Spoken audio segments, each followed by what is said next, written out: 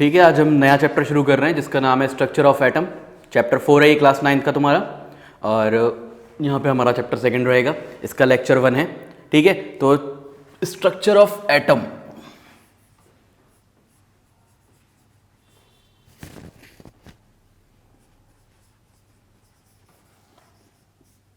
Atom के बारे में हमने पढ़ा था पिछले चैप्टर में, थोड़ा बहुत लास्ट चैप्टर में पढ़ा था एटम के बारे में कि एटम क्या होता है। इवन एटम्स की कैलकुलेशन करी थी और डेल्टन एटॉमिक थ्योरी पढ़ी थी, है ना। डेल्टन एटॉमिक थ्योरी में पढ़ा था एटम के बारे में, ये एटम स्मॉलेस्ट पार्टिकल है, इंडिविजिबल होता है डेल्टन की एटॉमिक थ्योरी में। और पढ़ा था कि उस थ्योरी की क्या क्या ड्रॉबैक्स हैं। तो आज हम पढ़ने जा रहे हैं कि एटम दिखता कैसा है, स्ट्रक्चर कैसा है एटम का।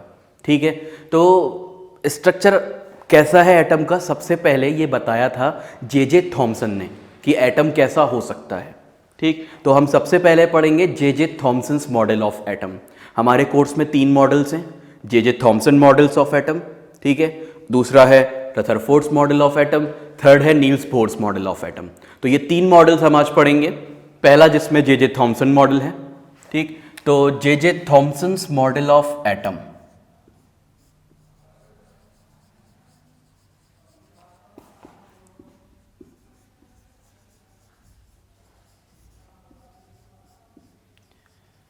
जे थॉमसन का जो मॉडल था, इन्होंने क्या किया था कि कोई एक्सपेरिमेंट कंडक्ट नहीं करा था, एक फिलोसफिकल मॉडल था इनका। बिना किसी एक्सपेरिमेंट को कंडक्ट करे इन्होंने एटम के बारे में कुछ पॉइंट्स, कुछ पोस्टुलेट्स दे दिए थे, जो कि इनके मॉडल में हम लिखेंगे। बातें सही थी और ड्रॉबैक ये थी। ड्रॉबैक क्या है और क्या ड्रॉबैक तो खैर हम बाद में डिस्कस करेंगे, पहले तो इनके मॉडल के बारे में देख लेते हैं। इन्होंने क्या कहा था, इन्होंने कहा था कि एटम जो है वाटरमेलन जैसा होता है। वाटरमेलन देखा होगा, ठीक है। वाटरमेलन बाहर से वो ग्रीन कलर का होता है और अंदर उसके अंदर छोटे छोटे ब्लैक सीड्स होते हैं, या ये कह लो कि उसका जो पूरा स्ट्रक्चर है वो रेड होता है और उसके अंदर जो सीड्स एम्बेडेड होते हैं वो ब्लैक कलर के होते हैं। उनको इन्होंने, वो जो सीड्स है, सीड्स को इलेक्ट्रॉन की तरह देखा था और जो पूरा वो स्फीयर है उसको एटम की तरह देखा था। तो इन्होंने कहा था कि जो एटम है वो एक स्फीयर है, वाटरमेलन की तरह है, वाटरमेलन में जो स्फीयर होता है उसकी तरह है, और उसके अंदर जो वाटरमेलन में जो सीड्स होते हैं वो सीड्स इलेक्ट्रॉन की तरह हैं। ठीक है, तो इन्होंने इस तरह से इसका जो स्ट्रक्चर ड्रॉ करते हैं, बुक्स में जो तुम देखोगे वो इसको इस तरह से देखोगे। ठीक है, ये बाहर का जो सर्कुलर पार्ट है ये तुम्हारा स्फीयर हो गया, और मतलब ये हो गया पॉजिटिव स्फीयर, एटम हो गया ये पूरा। इस स्फीयर को हम एटम बोल सकते हैं। और अंदर जो ये छोटे छोटे से दिख रहे हैं नेगेटिव चार्ज वाले, ये इलेक्ट्रॉन्स हो गए। तो इन्होंने अपनी पोस्टुलेट्स में क्या लिखा था कि एटम एक पॉजिटिवली चार्ज्ड स्फीयर होता है। एटम क्या होता है? पॉजिटिवली चार्ज्ड स्फीयर होता है। ठीक, और उसके अंदर नेगेटिवली चार्ज्ड इलेक्ट्रॉन्स एम्बेडेड होते हैं। ठीक है, पहली बात थी कि एटम एक पॉजिटिवली चार्ज स्फीयर है और उसके अंदर नेगेटिवली चार्ज इलेक्ट्रॉन एम्बेडेड हैं। ठीक, तो इनकी अगर हम पोस्टुलेट्स देखें, इनकी मॉडल की स्ट्रक्चर तो इस जैसा हो जाएगा। प्लम पुडिंग मॉडल भी बोलते हैं इसको, वाटरमेलन टाइप मॉडल भी बोलते हैं इसको। ठीक है, तुम यहां लिख सकते हो plum pudding, plum pudding model. Pudding एक टाइप का फूड आइटम होता है जिसके अंदर ड्राई फ्रूट्स होते हैं छोटे छोटे। ठीक है, प्लम पुडिंग मॉडल हो गया, या फिर वाटरमेलन टाइप मॉडल हो गया।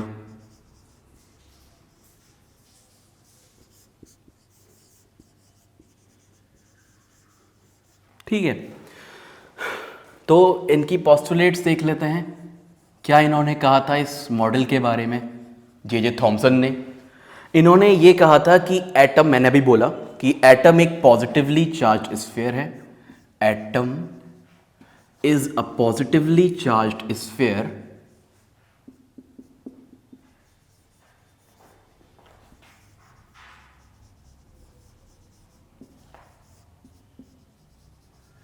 atom is a positively charged sphere with negatively charged electrons embedded into it।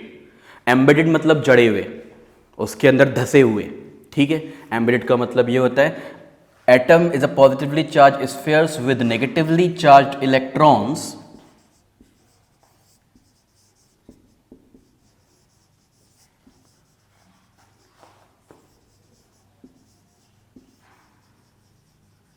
Embedded into it.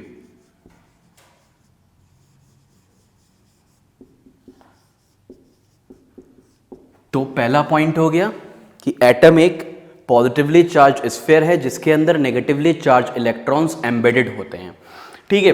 और इसमें तो ये हमारा ये स्फीयर हो गया। अब जो सेकंड पॉइंट इन्होंने दिया था वो बहुत इंटरेस्टिंग है। इंटरेस्टिंग क्या है, मतलब उसका आगे यूज है, ठीक है। जो सेकंड पॉइंट है उसका आगे यूज है। तो इन्होंने एक बात ये कही थी कि जो पॉजिटिव चार्ज होता है उसका मैग्नीट्यूड और जो नेगेटिव चार्ज होता है उसका मैग्नीट्यूड दोनों इक्वल होते हैं। मतलब value of positive charge is equal to value of negative charge. मतलब जितना कूलम भी पॉजिटिव चार्ज होगा उसके ऊपर उतना ही कूलम नेगेटिव चार्ज होगा, ठीक। तो सेकंड पॉइंट क्या था, the magnitude of positive charge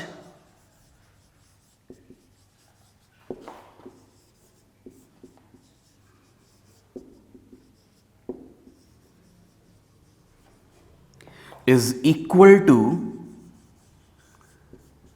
magnitude of negative charge, ठीक है। तो ये दूसरी पॉस्टुलेट हो गई कि जो नेगेटिव चार्ज का मैग्नीट्यूड है वो पॉजिटिव चार्ज के मैग्नीट्यूड के इक्वल होता है।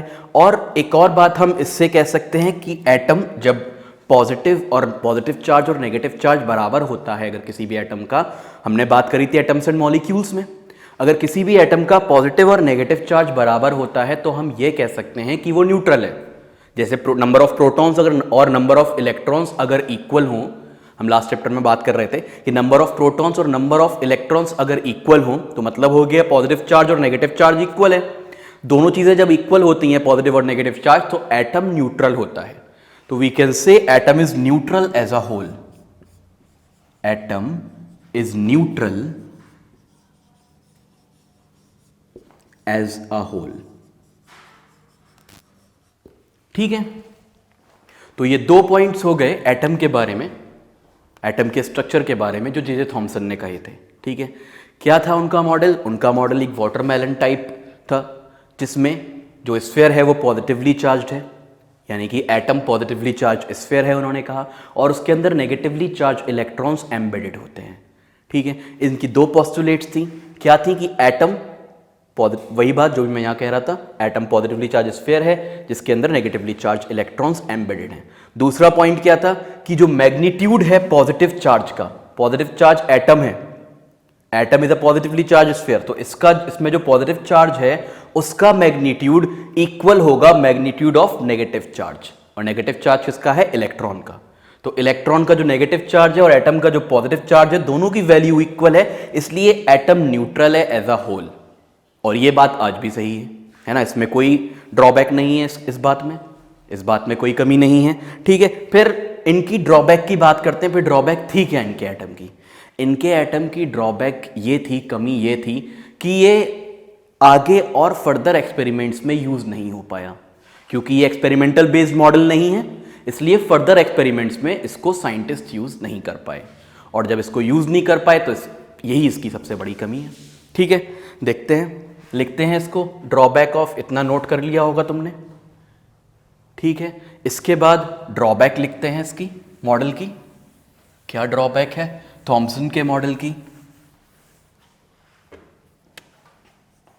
क्या कमी है? ड्रॉबैक तो हम लिखेंगे this was not an experiment based model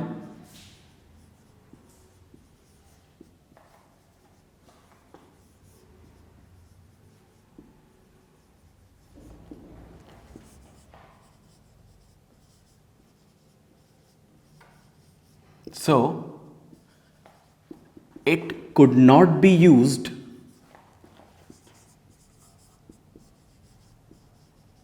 for further discoveries। आगे जो और डिस्कवरीज हुई उसमें ये यूज नहीं हो पाया। फर्दर डिस्कवरीज में ये यूज इसलिए नहीं हो पाया क्योंकि ये खुद एक्सपेरिमेंट बेस्ड नहीं था, ठीक है। एक फिलोसफिकल मॉडल था। जे थॉमसन ने सोचा कि एटम क्या होता है, एटम भाई एटम न्यूट्रल है, दिख रहा था इतना, अभी भी दिख रहा है कि एटम न्यूट्रल है, ठीक है, ना तो मतलब ना तो उसके ऊपर पॉजिटिव चार्ज है ना ही नेगेटिव चार्ज है, जब तक कि वो रिएक्ट ना करे, है ना। ठीक है, तो अब आगे बढ़ते हैं। इस ड्रॉबैक को दूर किसने किया? नया मॉडल किसने दिया? एक्सपेरिमेंट बेस्ड मॉडल किसने दिया? इसके बाद मॉडल दिया रथरफोर्ड ने। सेकंड मॉडल है रथरफोर्ड्स मॉडल ऑफ एटम। तो इसके बाद हम पढ़ेंगे रथरफोर्ड्स मॉडल ऑफ एटम।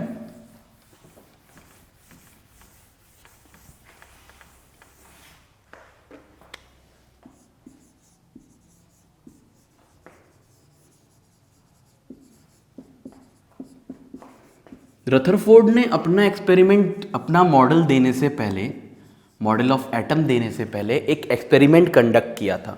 तो पहले हम उस एक्सपेरिमेंट की बात करेंगे, ठीक है। वो एक्सपेरिमेंट क्या था?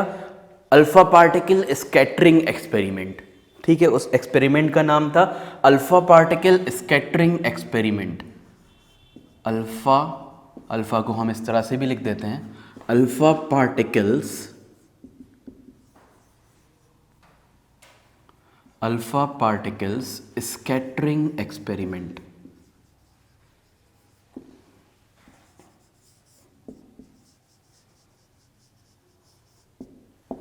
ठीक है, अल्फा पार्टिकल स्कैटरिंग एक्सपेरिमेंट। सबसे पहले तो ये पता होना चाहिए कि अल्फा पार्टिकल्स क्या होते हैं। शुरू से शुरू करते हैं भाई। नाम है एक्सपेरिमेंट का alpha particles scattering experiment. Scattering मतलब तो फैलना होता है ना, स्प्रेड होना किसी चीज का। अल्फा पार्टिकल्स क्या होते हैं?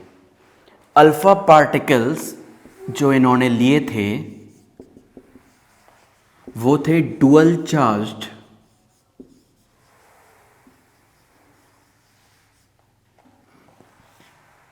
Helium positive ions. Dual charged helium positive ions इन्होंने लिए थे, मतलब कि He2+ आयंस।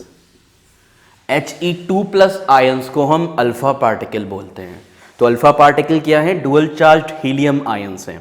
अब He2+, इसमें तुमसे और क्या सवाल हो सकता है? सवाल ये हो सकता है what is the mass of alpha particle. ठीक है, मास ऑफ अल्फा पार्टिकल कितना होगा? मास ऑफ अल्फा पार्टिकल, भाई जितना हीलियम का मास है उतना ही होगा मास ऑफ अल्फा पार्टिकल, है ना। हीलियम का मास कितना होता है? हाइड्रोजन के बाद ही हीलियम है, सेकंड नंबर पे। इसका तो याद हो गया होगा अब तक, 4u। तो अल्फा पार्टिकल का मास कितना हो गया? 4u। और चार्ज तुम्हें पता ही है कि डुअल चार्ज, डुअल चार्ज मतलब कि +2, ठीक है। डुअल पॉजिटिव तो +2 हो जाएगा, ठीक है। तो अल्फा पार्टिकल्स क्या थे? Helium, dual charge helium positive ions थे। अब इन अल्फा पार्टिकल्स का किया क्या उन्होंने? आगे बढ़ते हैं। उन्होंने इन अल्फा पार्टिकल्स को बॉम्बार्ड कराया। बॉम्बार्ड कराना मतलब तोप में जैसे गोले भर के तोप चलाते हैं, उसमें से गोले निकलते रहते हैं, ऐसे ही इन्होंने एक जगह अल्फा पार्टिकल्स को भरा और बॉम्बार्ड कराया। किसके ऊपर बॉम्बार्ड कराया? गोल्ड फॉइल के ऊपर। गोल्ड, सोने की फॉइल, सोने की क्या कहेंगे, परत के ऊपर, ठीक है। तुमने देखा होगा जो मिठाइयाँ आती हैं उनके ऊपर सिल्वर फॉइल होती है, गोल्ड फॉइल होती है, वही गोल्ड फॉइल इन्होंने ली थी, ठीक है। तो इन्होंने गोल्ड फॉइल के ऊपर बॉम्बार्डमेंट कराया था अल्फा पार्टिकल्स का। अब बात यह आती है कि गोल्ड फॉइल के ऊपर ही क्यों कराया था? कोई और फॉइल क्यों नहीं ली गई? कोई और मेटल भी ले सकते थे गोल्ड फॉइल की जगह, सिल्वर ले लेते, एल्यूमिनियम ले लेते, इन सबकी फॉइल बन सकती है। तो जवाब यह आया कि जो गोल्ड फॉइल होती है या गोल्ड जो एलिमेंट है, गोल्ड मेटल है, वो सबसे ज्यादा मैलिएबल मेटल है।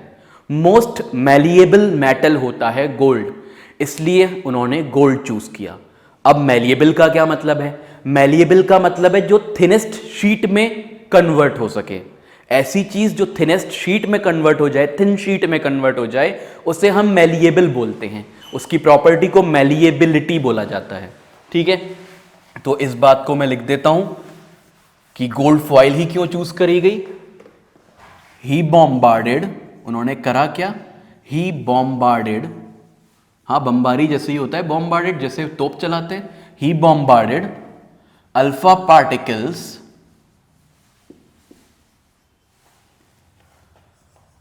ऑन द गोल्ड फॉइल, ठीक है। तो अल्फा पार्टिकल को गोल्ड फॉइल पे बॉम्बार्ड कराया गया। गोल्ड, तो यहां पे सवाल वो भी लिख लेते हैं, why did he choose the gold foil. Gold foil क्यों चूज करी इन्होंने? तो ही चोज गोल्ड फॉइल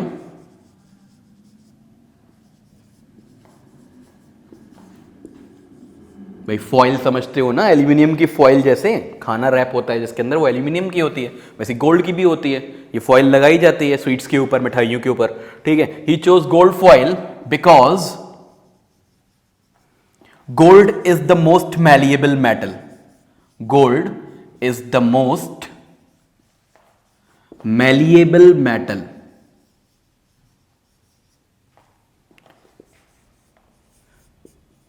भाई एंट्रेंस में क्वेश्चन किस तरह पूछा जा सकता है इसका? पहली बात तो अल्फा पार्टिकल्स के बारे में पूछा जा सकता है कि अल्फा पार्टिकल्स क्या होते हैं। 2-3 एग्जाम्पल दे देंगे, He2+, Li2+, Li3+, इस तरह से काफ़ी सारे एग्जाम्पल्स दे सकते हैं वो तुमको, मतलब ऑप्शंस दे सकते हैं। तुम्हें चूज करना है He2+, मास पूछ सकते हैं वो अल्फा पार्टिकल का, है ना।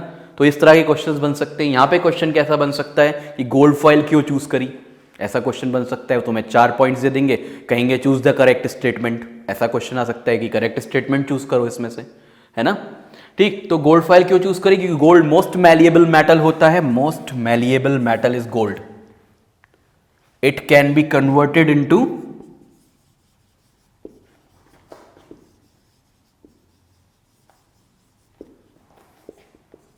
थिनेस्ट शीट, सबसे पतली शीट में कन्वर्ट करा जा सकता है गोल्ड, इसलिए उन्होंने गोल्ड को ही चूज करा। गोल्ड फॉइल के ऊपर बॉम्बार्डमेंट कराया ताकि कोई भी रुकावट ना आए जब अल्फा पार्टिकल पास हो गोल्ड फॉइल के अंदर से। अगर कोई मोटा मेटल होता, मतलब कोई मोटी शीट होती, जो ज़्यादा ऐसा मेटल होता जो ज़्यादा पतली शीट में कन्वर्ट नहीं हो सकता, ज़्यादा थिन शीट में कन्वर्ट नहीं हो सकता, तो उससे क्या होता कि उसकी डेंसिटी भी उसको अल्फा पार्टिकल्स को रोक लेती, नहीं जाने देती, है ना। अभी तो हम आगे डिस्कस करेंगे कि हुआ क्या था अल्फा पार्टिकल्स के साथ, बॉम्बार्डमेंट के साथ उनके, जब बॉम्बार्डमेंट कराया गया था। तो यहाँ तो हमने लिख लिया कि इसको हम थिनेस्ट शीट में कन्वर्ट कर सकते हैं, थिनेस्ट शीट बन गई गोल्ड की। इसमें एक पॉइंट लिख लेना, एक जगह लिखा हुआ है कि it was 1000 atoms thick. Thickness में सिर्फ 1000 एटम्स आ रहे थे उसकी थिकनेस जो थी। गोल्ड फॉइल है बहुत बड़ी सी, इतनी बड़ी, फॉर एग्जाम्पल ये गोल्ड फॉइल है, ठीक है, ये गोल्ड फॉइल है, तो ये इसकी थिकनेस हुई है, ये तो थिकनेस हुई इसकी, ठीक है। इस थिकनेस में 1000 एटम्स आ रहे थे सिर्फ। कितने एटम्स आ रहे थे? 1000, ठीक है। तो ये 1000 एटम्स थिक थी गोल्ड फॉइल, ठीक है। तो यहां तक हो गया हमारा, ये गोल्ड फॉइल के बारे में डिस्कस हो गया। अब बात करते हैं कि उस एक्सपेरिमेंट में हुआ क्या, ठीक है। चलो देखते हैं क्या हुआ एक्सपेरिमेंट में। अल्फा पार्टिकल स्कैटरिंग एक्सपेरिमेंट को कंडक्ट करते हैं, थ्योरेटिकली पढ़ते हैं, कंडक्ट तो हम नहीं कर सकते, थ्योरेटिकली पढ़ लेते हैं, है ना। ये नोट कर लेना, ठीक, थ्योरेटिकली पढ़ लेते हैं। तो क्या था अल्फा पार्टिकल, इस एक्सपेरिमेंट की ऑब्जर्वेशंस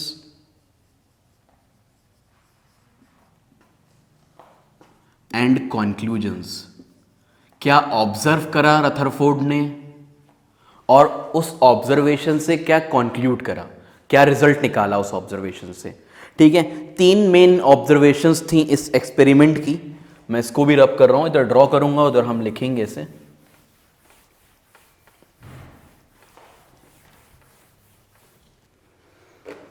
तो मान लेते हैं ये गोल्ड फॉइल है, इसमें एटम्स होंगे बहुत सारे,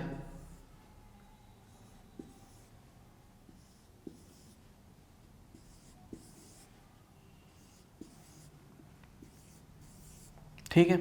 तो ये एक गोल्ड फॉइल मान लिया हमने कि ये गोल्ड फॉइल है, इसके अंदर बहुत सारे एटम्स है, कुछ ही एटम्स शो करे हमने भी, ठीक है। तो एटम्स तो काफी सारे होंगे। तो इस गोल्ड फॉइल के ऊपर अल्फा पार्टिकल्स को उन्होंने बॉम्बार्ड कराना शुरू करा।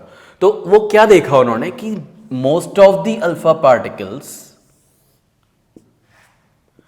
Passed away through the gold foil without any deflection. बिना भटके अपने पाथ से वो सीधे सीधे उसमें से निकल गए।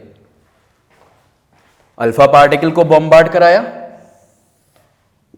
जब अल्फा पार्टिकल को बॉम्बार्ड कराया तो वो सीधे सीधे उसमें से निकल गए। मोस्ट ऑफ देम, ज्यादातर ऐसे थे जो सीधे सीधे निकल गए, ठीक है। तो पहली ऑब्जर्वेशन हमारी क्या हुई, most of the alpha particles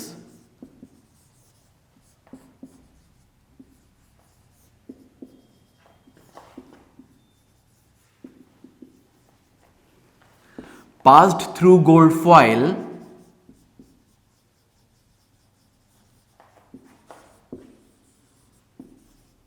without any deflection. Deflection मतलब अपने पाथ से भटक जाना. तो अपने पाथ से बिना भटके, विदाउट एनी डिफ्लेक्शन, बिना किसी डिफ्लेक्शन के अल्फा पार्टिकल्स बिना भटके उसमें से निकल गए. ठीक है, ये पहली ऑब्जर्वेशन थी कि ज्यादातर अल्फा पार्टिकल्स का बिना किसी डिफ्लेक्शन के निकल जाना गोल्ड फॉइल में से. यहां से कंक्लूड क्या करा उन्होंने, ये तो ऑब्जर्वेशन हो गई, ऑब्जर्वेशन 1. इसी तरह से नोट करना इसको. ठीक है, ऑब्जर्वेशन 1 का कंक्लूजन क्या निकला, क्या कंक्लूड करा उन्होंने. तो कंक्लूड ये करा उन्होंने, रिजल्ट ये निकाला इससे कि अगर alpha particle as it is निकले चले जा रहे हैं, इसका मतलब एटम में जो ज्यादातर जगह है वो खाली है, यानी कि एटम खोखला है. खोखला मतलब सॉलिड नहीं है, अंदर से ठोस नहीं है, है ना. जैसे ये बॉटल है, अगर इसमें पानी ना भरा हो तो ये अंदर से खोखली हुई, क्योंकि अगर ये पूरा सॉलिड होता तो पूरा का पूरा मास होता है इसके अंदर, लेकिन इसके अंदर जगह है खाली पानी भरने के लिए, तो ये क्या है, खोखली बॉटल है ये. ठीक है, तो ऐसे ही इसी को हम क्या बोलते हैं कि empty, most of the atom is empty space. Atom के अंदर ज्यादातर जगह खाली है, एटम खोखला है, वो ठोस नहीं है. ठीक है, तो मोस्ट ऑफ द एटम, हम क्या कंक्लूड कर सकते हैं पहली ऑब्जर्वेशन से, most of the atom is empty space. ज्यादातर जगह एटम में खाली है. ठीक है, तो पहली ऑब्जर्वेशन और पहला कंक्लूजन तो ये हो गया. अब सेकंड ऑब्जर्वेशन पे आते हैं. सेकेंडली इन्होंने क्या ऑब्जर्व किया, सेकेंडली इन्होंने ये ऑब्जर्व करा कि कुछ अल्फा पार्टिकल्स ऐसे थे जो अपने पाथ से कुछ एंगल से डिफ्लेक्ट हुए. ठीक है, some of them deflected from their path. कुछ ने अपना रास्ता बदल लिया, कुछ अल्फा पार्टिकल्स ने, ज्यादातर तो ऐसे थे, most of them passed away without any deflection. ठीक है, कुछ ऐसे थे जिन्होंने अपना रास्ता बदला, जैसे ये जा रहा है अल्फा पार्टिकल और इसने अपना रास्ता बदल लिया. मैं इसको 1 डाल ले रहा हूं जो हमारे सीधे सीधे निकले हैं पहली ऑब्जर्वेशन वालों को, और सेकेंड ऑब्जर्वेशन वाले ये 2 हो गए जिन्होंने अपने पाथ को चेंज करा, जिन अल्फा पार्टिकल्स ने अपने पाथ को चेंज करा. तो ऑब्जर्वेशन सेकंड क्या हो गई, ऑब्जर्वेशन सेकंड ये हो गई कि some of them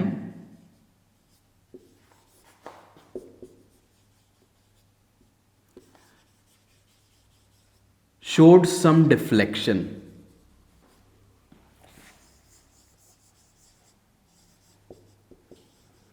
Deflection from their path. कुछ ऐसे थे जिन्होंने अपना रास्ता बदल लिया, डिफ्लेक्ट हो गए अपने पाथ से, भटक गए अपने पाथ से.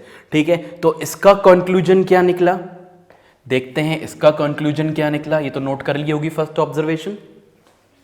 ठीक है, तो सेकंड ऑब्जर्वेशन का रिजल्ट क्या निकाला इन्होंने, ऑब्जर्वेशन 2 नीचे लिखी हुई है, मैं इसका रिजल्ट ऊपर लिख रहा हूं. Some of them showed some deflection from their path. इसका कंक्लूजन क्या निकला,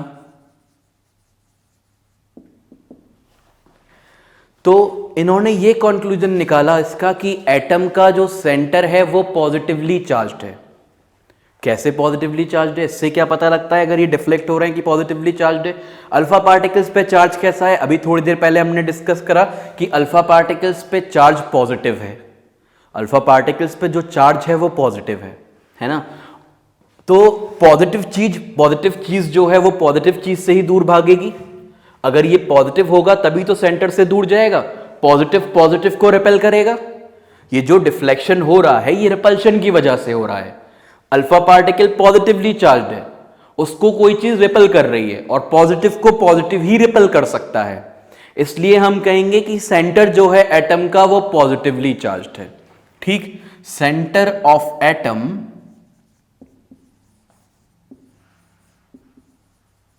इज पॉजिटिवली चार्ज्ड। तो सेकंड कंक्लूजन हम ये लिख सकते हैं कि सेंटर ऑफ एटम जो होता है वो पॉजिटिवली चार्ज्ड होता है। ठीक है, तो ये हमारा दूसरा ऑब्जर्वेशन ये लिखा हुआ है कि कुछ इसमें से कुछ some of the alpha particles pass through gold foil with some deflection, कुछ डिफ्लेक्शन के साथ, भटकने के साथ वो पास हुए इसके अंदर से। तो उससे पता ये लगता है कि एटम का जो सेंटर है वो पॉजिटिवली चार्ज्ड है। अब बात करते हैं थर्ड ऑब्जर्वेशन की। थर्ड ऑब्जर्वेशन क्या थी?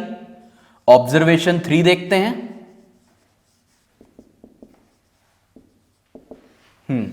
तो ऑब्जर्वेशन 3 जो थी, ऑब्जर्वेशन 3 क्या थी?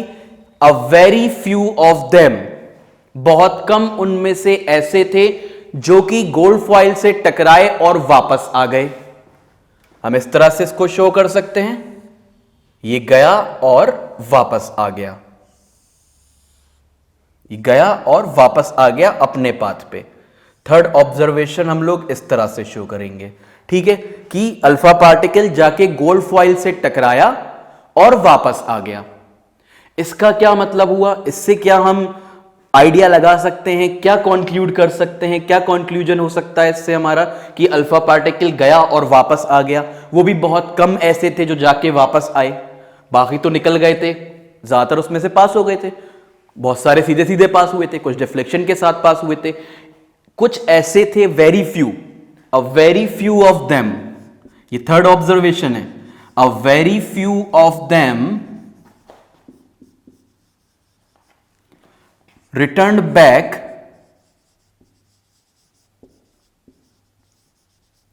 on their paths,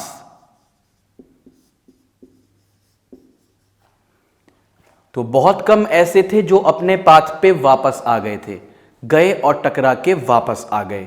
ये उतना ही चौंका देने वाला था जितना कि एक पर्दे पर जो कर्टेन होता है, जो पर्दे लगे होते हैं घर पे, उस पे अगर तुम गोली चलाओ, बंदूक से गोली चलाओ और वो टकरा के पर्दे से वापस आ जाए, क्योंकि गोल्ड फॉइल बहुत थिन थी और अल्फा पार्टिकल का साइज अच्छा खासा था, 4U मास था उनका, है ना। तो वो जब टकराएगा और अगर कोई चीज वापस आ रही है टकरा के, अगर कोई चीज वापस आ रही है टकरा के, तो ये बहुत ज्यादा चौंका देने वाला होगा। 1 out of 1000, यहां हम लिखेंगे 1 out of 12,000।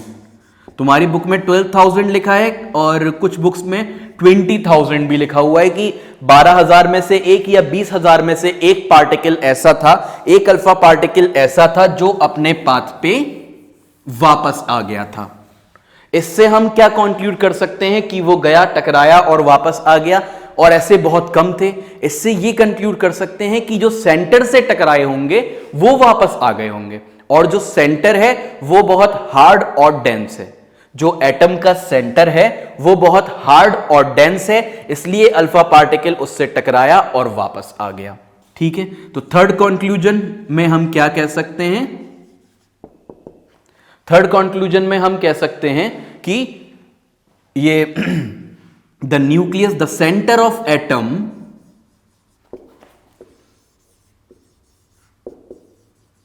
Is hard and dense. जो सेंटर है एटम का वो हार्ड और डेंस है। ठीक है, हाँ भाई, तो सेंटर जो है एटम का वो बहुत हार्ड और डेंस है, इससे ये पता चलता है हमको। तो इस एक्सपेरिमेंट को एक बार और समझ लेते हैं। ये जो पूरा एक्सपेरिमेंट है हमारा, इसको एक बार और समझ लेते हैं। क्या कराया इन्होंने इसमें? अल्फा पार्टिकल्स को बॉम्बार्ड कराया गोल्ड फॉइल के ऊपर, है ना। गोल्ड फॉइल क्यों चूज करी, अल्फा पार्टिकल क्या होता है, ये सब मैं तुम्हें बता चुका। तो क्या देखा इन्होंने? पहली ऑब्जर्वेशन ये थी कि most of them pass through the gold foil without any deflection. बहुत सारे अल्फा पार्टिकल्स ऐसे थे जो बिना किसी डिफ्लेक्शन के पास हो गए गोल्ड फॉइल में से। इससे इन्होंने कंक्लूड क्या करा, रिजल्ट क्या निकाला, इससे इन्होंने, लिखा हुआ नहीं है अभी यहां पे, पहले लिखा था, तो अल्फा पार्टिकल बहुत सारे पास हो गए, तो इससे इन्होंने कंक्लूड ये करा कि ज्यादातर जगह जो है एटम में वो खाली है, most of the atom is empty space. ठीक है, पहली बात तो ये हो गई। दूसरा पॉइंट क्या था, दूसरी ऑब्जर्वेशन इनकी क्या थी, दूसरी ऑब्जर्वेशन ये थी कि कुछ अल्फा पार्टिकल्स कुछ एंगल के साथ विथ सम एंगल्स डिफ्लेक्ट हो गए, कुछ तो, बहुत सारे तो सीधे सीधे निकल गए थे, कुछ ऐसे थे जाते जाते तो हल्का सा डिफ्लेक्ट हुए अपने पाथ से। ठीक है, जा रहे थे और डिफ्लेक्ट हो गए, अपने पाथ से भटके, लेकिन निकल गए, पार हो गए। ठीक, तो इससे यह पता लगा कि सेंटर जो है एटम का वो पॉजिटिवली चार्ज्ड है। क्यों पॉजिटिवली चार्ज है सेंटर ऑफ एटम? क्योंकि अल्फा पार्टिकल्स पॉजिटिवली चार्ज्ड हैं। अल्फा पार्टिकल्स पॉजिटिवली चार्ज हैं और अल्फा पार्टिकल डिफ्लेक्ट हो रहे हैं, इसका यही तो मतलब है कि सेंटर पॉजिटिवली चार्ज होगा। डिफ्लेक्शन क्यों हो रहा है? पॉजिटिव पॉजिटिव के बीच में रिपल्शन की वजह से। सेंटर भी पॉजिटिवली चार्ज्ड, अल्फा पार्टिकल भी पॉजिटिवली चार्ज्ड, दोनों ने एक दूसरे को रिपेल करा तो जो अल्फा पार्टिकल हैं वो डिफ्लेक्ट हो गए। ठीक है, तीसरे पॉइंट पे आते हैं। तीसरी ऑब्जर्वेशन क्या थी? तीसरी ऑब्जर्वेशन थी कि a very few of them, 1 out of 12,000, 12,000 में से एक ऐसा था जो गया और वापस आ गया। ठीक है, अगर रेशियो देखा जाए तो 12,000 में से एक ऐसा था, 12,000 अल्फा पार्टिकल्स में से एक ऐसा था जो टकराया और टकरा के वापस आ गया। ठीक है, तो इससे क्या पता लगा कि टकरा के वापस आ गया? इससे यह पता लगा कि वो टकराया होगा एटम के सेंटर से, और एटम का सेंटर बहुत ज्यादा हार्ड और डेंस है। इससे यह पता चला कि centre of atom is hard and dense. ठीक है, तो ये तो हो गया अल्फा पार्टिकल स्कैटरिंग एक्सपेरिमेंट। ठीक, अब इसके बाद हम आगे डिस्कस करेंगे रदरफोर्ड का model, Rutherford's model of atom. ठीक है, रदरफोर्ड का मॉडल डिस्कस करते हैं। इसको मैं रब कर देता हूं, समझ में आ ही गया होगा।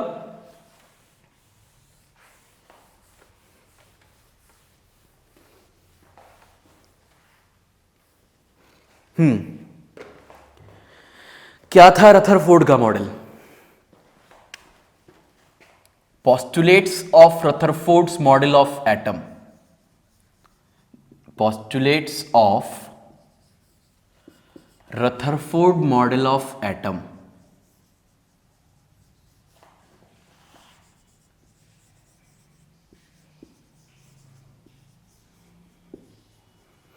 रदरफोर्ड के मॉडल ऑफ एटम की पोस्टुलेट्स क्या क्या थी? रदरफोर्ड का मॉडल पूरा का पूरा इसी एक्सपेरिमेंट पे डिपेंड था जो अभी हमने पढ़ा। ठीक है, तो अब मॉडल में पहला पॉइंट है कि most of the mass of atom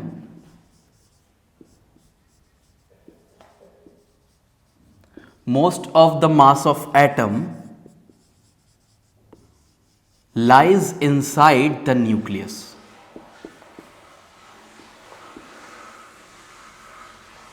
ज्यादातर मास एटम का जो है वो कहां लाई करता है?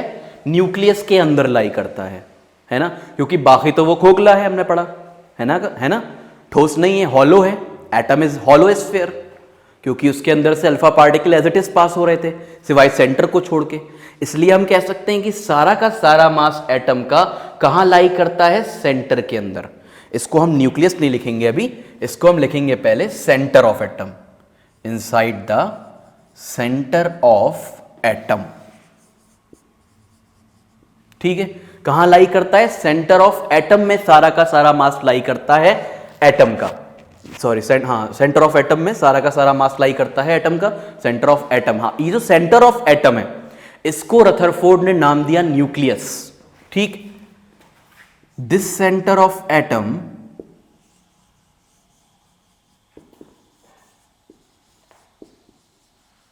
is called nucleus। तो ये सेंटर ऑफ एटम क्या कहलाया? न्यूक्लियस कहलाया। ठीक है, और अगर क्वेश्चन आता है who discovered the atomic nucleus, question अगर आता है who discovered the atomic nucleus, तो तुम लिखोगे Ernest Rutherford, ERNST, Ernest Rutherford. इनका फर्स्ट नेम अर्नेस्ट था। ठीक है, अर्नेस्ट रदरफोर्ड ने न्यूक्लियस डिस्कवर किया था? एटॉमिक न्यूक्लियस अर्नेस्ट रदरफोर्ड ने डिस्कवर किया था, सेल वाला न्यूक्लियस नहीं, एटॉमिक न्यूक्लियस। ठीक है, तो ये बात तुम लिख सकते हो। क्वेश्चन अगर आएगा कि न्यूक्लियस किसने डिस्कवर करा एटम का, तो रदरफोर्ड ने डिस्कवर करा। ठीक, अब सेकंड पॉइंट पे चलते हैं। सेकंड पॉइंट क्या था? पहला पॉइंट हो गया कि सारा मास सेंटर में लाई करता है, सारा मास न्यूक्लियस में लाई करता है एटम का। All of the mass of atom lies inside the nucleus. Second point देखते हैं। सेकंड पॉइंट है न्यूक्लियस के बारे में ही है कि जो एटम का साइज है, size of atom is 10 to the power 5 times of size of nucleus. यानी कि एटम का साइज 1,00,000 टाइम ज्यादा है न्यूक्लियस के साइज से। इसको हम इस तरह भी डिफाइन कर सकते हैं, कुछ बुक्स में लिखा हुआ है, ये एनसीईआरटी में ही लिखा हुआ है कि अगर एक क्रिकेट का पूरा ग्राउंड है, क्रिकेट का ग्राउंड सबने देखा होगा, उसमें बीच में पिच होती है, पिच पे जाके बीच में क्रिकेट की बॉल जो होती है वो लेदर वाली, उसको रख दिया जाए और पूरे स्टेडियम को देखा जाए। पूरा स्टेडियम एटम है और वो जो बॉल पिच पर रखी हुई है वो न्यूक्लियस है। इतना फर्क होता है साइज ऑफ एटम और साइज ऑफ न्यूक्लियस में। ठीक है, तो हम लिख सकते हैं size of atom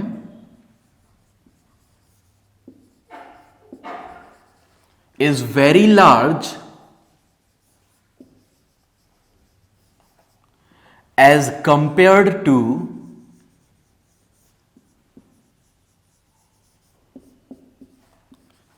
size of nucleus. Size of atom बहुत ज्यादा है साइज ऑफ न्यूक्लियस के कंपेयर में। हम यहां लिख सकते हैं 10 टू द पावर 5 टाइम्स। ठीक है, ये हमारा हो गया सेकेंड पॉइंट।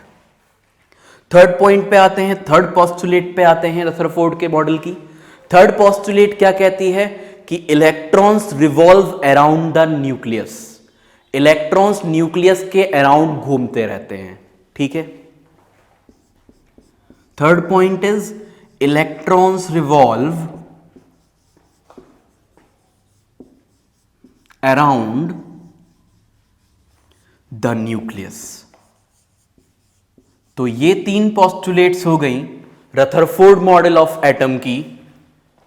पहली पोस्टुलेट, ज्यादातर एटम का मास लाई करता है सेंटर ऑफ एटम में, उस सेंटर ऑफ एटम को हम न्यूक्लियस बोलते हैं। सेकेंड पोस्टुलेट, एटम का साइज बहुत ज्यादा बड़ा होता है न्यूक्लियस के मुकाबले, 10 टू द पावर 5 टाइम्स ज्यादा होता है एटम का size. Third point is electrons revolve around the nucleus.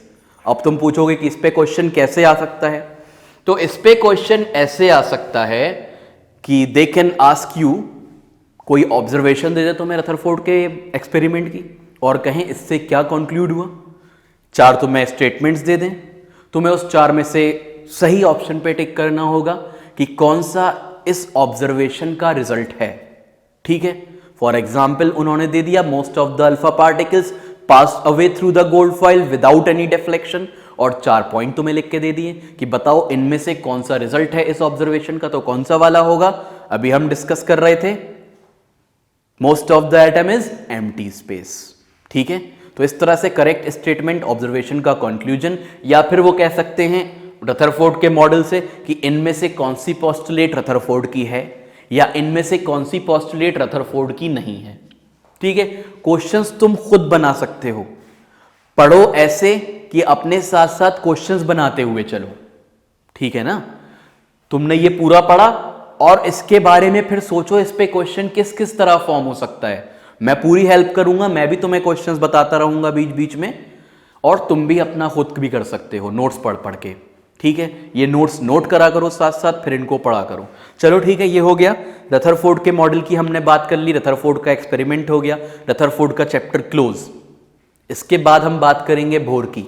अभी कैसे बात कर सकते हैं, कमी तो पता ही नहीं इसकी, कमी क्या है इस एक्सपेरिमेंट में, क्योंकि अगर कमी नहीं होती तो आगे का एक्सपेरिमेंट ही नहीं पढ़ते हम।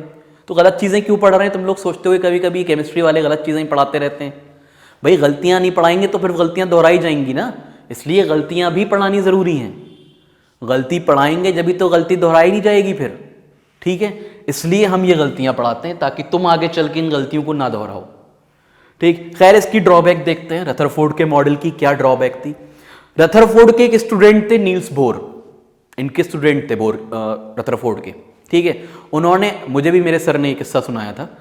ठीक है, तो वो रदरफोर्ड के पास आए, कोई और नहीं आया, किसी ने जवाब ववाब नहीं दिया इसका, ये मतलब किसी ने कुछ नहीं कहा। रदरफोर्ड के पास बोर आए, बोर ने क्या बोला, उस टाइम पे एक मैक्सवेल की थ्योरी थी कि अगर चार्ज पार्टिकल के अराउंड, एक चार्ज पार्टिकल के अराउंड दूसरा चार्ज पार्टिकल रिवॉल्व कर रहा है, तो वो जो दूसरा चार्ज पार्टिकल है वो कंटिन्यूअसली एनर्जी लूज करेगा अपनी, और कंटिन्यूअसली एनर्जी लूज करते करते एक टाइम ऐसा आएगा कि वो न्यूक्लियस के अंदर, मतलब कि अगर इलेक्ट्रॉन के साथ ऐसा हो रहा होता, पहले तो हम मैक्सवेल थ्योरी समझते हैं, मैं आगे निकल गया ज़्यादा। मैक्सवेल की थ्योरी में क्या था, मैक्सवेल की थ्योरी में यह था कि कोई अगर चार्ज पार्टिकल दूसरे चार्ज पार्टिकल के अराउंड रिवॉल्व कर रहा है तो वो कंटिन्यूअसली एनर्जी लूज करेगा। इसी थ्योरी के बेसिस पे बोर रदरफोर्ड के पास आए और उनसे ये आर्ग्यू किया कि अगर चार्ज पार्टिकल के अराउंड घूमते हुए एनर्जी रेडिएट करता है तो भाई हमारा न्यूक्लियस जो है, जिस सेंटर की बात आप कर रहे हैं, वो पॉजिटिवली चार्ज बता दिया आपने कि वो पॉजिटिवली चार्ज होता है, सेंटर पॉजिटिवली चार्ज है बोला था, है ना। एक तो आपने न्यूक्लियस पॉजिटिवली चार्ज बता दिया, ये न्यूक्लियस पॉजिटिवली चार्ज है, इसको ऐसे बना लेते हैं, ये न्यूक्लियस पॉजिटिवली चार्ज बता दिया, और इलेक्ट्रॉन तो पता ही है नेगेटिवली चार्ज होता है। तो घूमते घूमते जब ये चार्ज पार्टिकल घूमेगा इसके अराउंड, तो एक टाइम ऐसा आएगा कि इस चार्ज पार्टिकल को, इलेक्ट्रॉन को इसके अंदर गिर जाना चाहिए। ठीक है, मतलब तुम अगर किसी फील्ड में घूम रहे हो, तुम एक फील्ड का चक्कर लगा रहे हो, दौड़ते दौड़ते तुम्हारी एनर्जी कम हो रही है, तुम अपने सर्कल्स छोटे करते चले जाओगे। ठीक है, तो मैं एक ऐसी डेली लाइफ एग्जांपल दे रहा हूं कि अगर तुम दौड़ रहे हो किसी भी सर्किल में, किसी सर्कुलर ग्राउंड में तुम रन कर रहे हो और तुम्हारी एनर्जी लगातार कम हो रही है, तो तुम एनर्जी कम करते करते अपने सर्कल्स को छोटा करते चले जाओगे, छोटा करते करते करते करते सेंटर पे आके फिर बैठ जाओगे। ऐसे ही अगर इलेक्ट्रॉन एनर्जी रेडिएट कर रहा है न्यूक्लियस के अराउंड रिवॉल्व करते हुए, तो उसको न्यूक्लियस के अंदर थोड़ी देर बाद गिर जाना चाहिए। इलेक्ट्रॉन्स जो घूम रहे हैं, अगर वो एनर्जी रेडिएट करेंगे तो उनका पाथ छोटा होता चला जाएगा, पाथ छोटा होता चला जाएगा, तो एक टाइम ऐसा आएगा कि वो न्यूक्लियस के अंदर गिर जाएंगे। तो बोर ने रदरफोर्ड से यही पूछा कि भाई ऐसा क्यों नहीं हो रहा सर, ये बताइए कि ये जो इलेक्ट्रॉन है घूमते घूमते न्यूक्लियस के अंदर गिर क्यों नहीं रहे, क्यों घूमे चले जा रहे हैं। क्योंकि अगर न्यूक्लियस में इलेक्ट्रॉन गिर रहे होते तो सब खत्म, एटम खत्म, दुनिया खत्म, हर चीज एटम से बनी है, मॉलिक्यूल खत्म, मैटर खत्म, पूरी दुनिया खत्म हो जाती, सब एटम से बना हुआ है।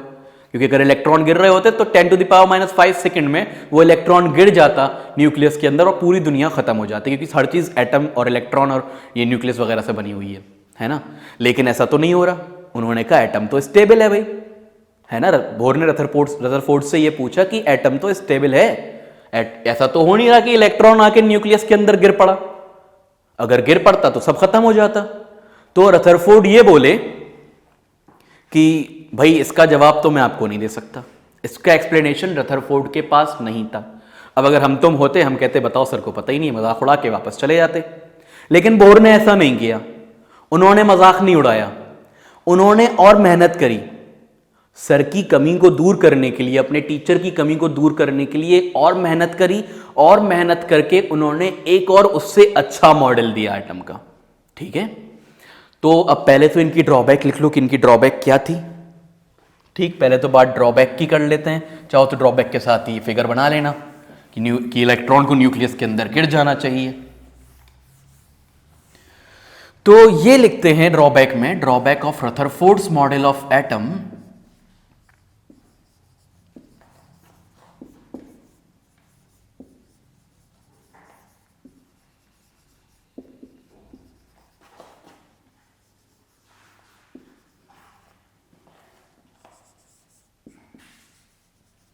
Drawback of Rutherford's model of atom, क्या ड्रॉबैक थी? He could not explain the stability of atom.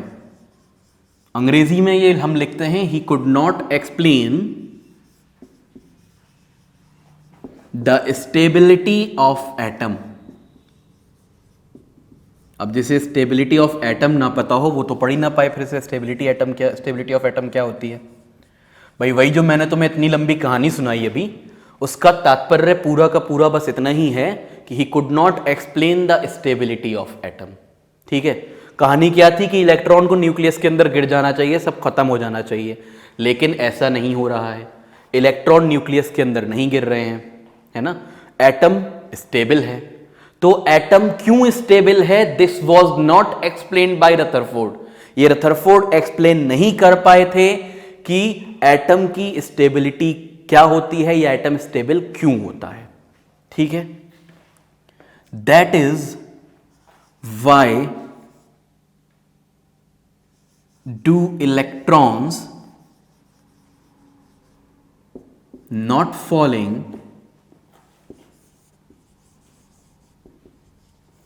into the nucleus। Electron गिर क्यों नहीं रहे न्यूक्लियस के अंदर, as according to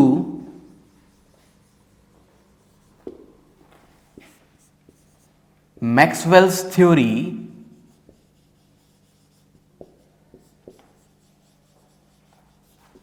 every charged particle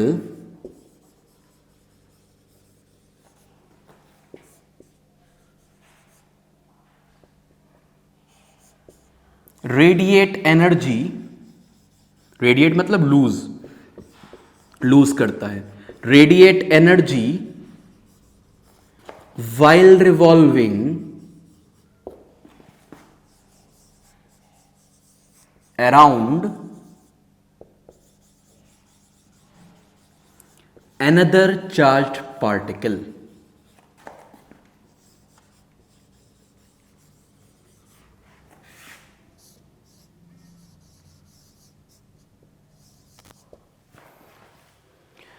ठीक है, तो इसको हम ये कह सकते हैं, he could not explain the stability of atom. समझने के लिए हम ये लिख सकते हैं कि इलेक्ट्रॉन न्यूक्लियस के अंदर क्यों नहीं गिर रहा, जबकि अकॉर्डिंग टू मैक्सवेल्स थ्योरी हर चार्ज पार्टिकल एनर्जी लूज करता है दूसरे चार्ज पार्टिकल के अराउंड घूमते हुए। ठीक है, यहां तक बात क्लियर हो गई, समझ में आ गया, इसको नोट कर लेना अच्छे से। ठीक है, फिर आगे बढ़ते हैं। तो ये ड्रॉबैक हो गई। अब बोर ने क्या किया, बोर पे आते हैं कि बोर ने किया क्या, कैसा मॉडल दिया फिर, Bohr's atomic model of atom. देखो हम लोग जो चीजें पढ़े, बहुत सी चीजें ऐसी हैं स्ट्रक्चर ऑफ एटम में जो हम 11th क्लास में जाके पढ़ेंगे। यहां तो सिर्फ इतना दे दिया, ये बोर का मॉडल ये है। बोर ने जो पढ़ा, जो देखा, जिन चीज़ों की स्टडी करी, उसका यहाँ पे कोई जिक्र नहीं है 9th क्लास में।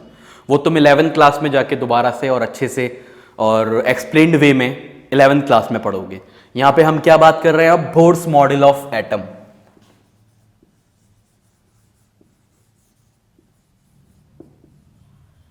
क्या था भाई बोर का model, bourse model of atom क्या था। बोर्स मॉडल ऑफ एटम के अकॉर्डिंग पहला पॉइंट पोस्टुलेट से ही शुरू कर लेते हैं, क्योंकि एक्सपेंड वगैरह तो उनके सर कर ही चुके थे, उन्होंने तो बस एक्सप्लेन किया है ना। तो पोस्टुलेट्स देख लेते हैं, क्या क्या पोस्टुलेट्स थी इनके मॉडल की। पहला था कि ओनली सर्टेन स्पेशल ऑर्बिट्स,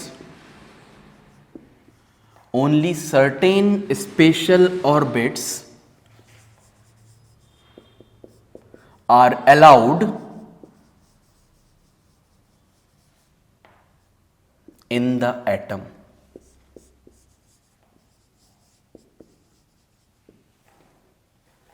और ये जो ऑर्बिट होती हैं ऑर्बिट्स ऑफ फिक्स्ड एनर्जी होती हैं।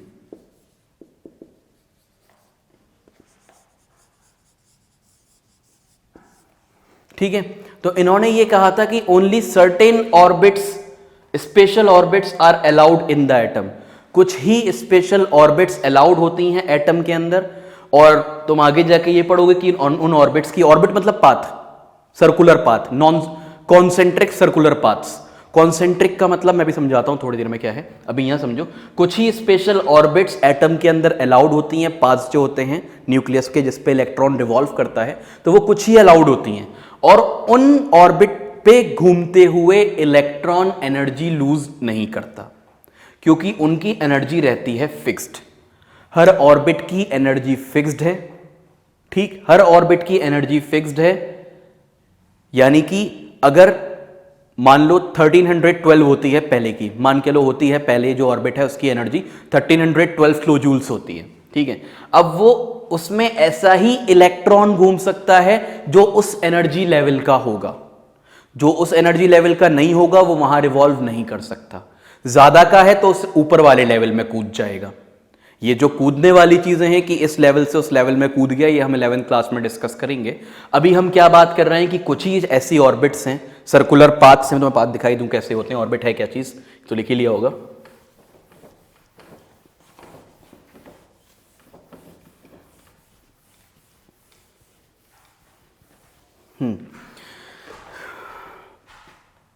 ये सेंटर हो गया न्यूक्लियस हमारा, ये ऑर्बिट्स होती हैं, ठीक है। इनको हम ऑर्बिट्स, शेल्स या एनर्जी लेवल्स बोलते हैं। तो ये ऑर्बिट्स हैं, ये भी ऑर्बिट है, ये भी ऑर्बिट है और ये भी ऑर्बिट है, ठीक है। ऑर्बिट, ऑर्बिट मतलब पाथ, जिस पाथ पे इलेक्ट्रॉन रिवॉल्व करता है। एनर्जी लेवल भी बोलते हैं इसको, एनर्जी शेल भी बोलते हैं इसको, ठीक है। Energy level, energy shell, orbit, path, ये सब बोलते हैं इसको, ठीक है। तो इन ये जो एनर्जी लेवल्स होते हैं इनमें डिफरेंट डिफरेंट एनर्जीज के लेवल होते हैं। ये इलेक्ट्रॉन इस लेवल पे घूमते हुए एनर्जी रेडिएट नहीं करेगा। तो सेकंड पॉइंट इनका यही था, सेकंड पोस्टुलेट ये थी, while revolving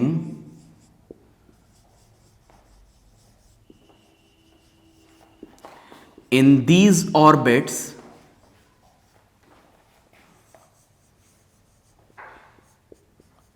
electrons do not radiate energy, electrons do not radiate energy। In energy levels में घूमते हुए, इन पाथ पर घूमते हुए इलेक्ट्रॉन एनर्जी रेडिएट नहीं करेंगे, इलेक्ट्रॉन एनर्जी लूज नहीं करेंगे, और जब वो एनर्जी लूज नहीं करेंगे तो वो न्यूक्लियस के अंदर नहीं गिरेंगे। न्यूक्लियस के अंदर नहीं गिरेंगे तो एटम हो जाएगा स्टेबल, स्टेबल मतलब सुकून में ठहरा हुआ जैसे कि है, ठीक है।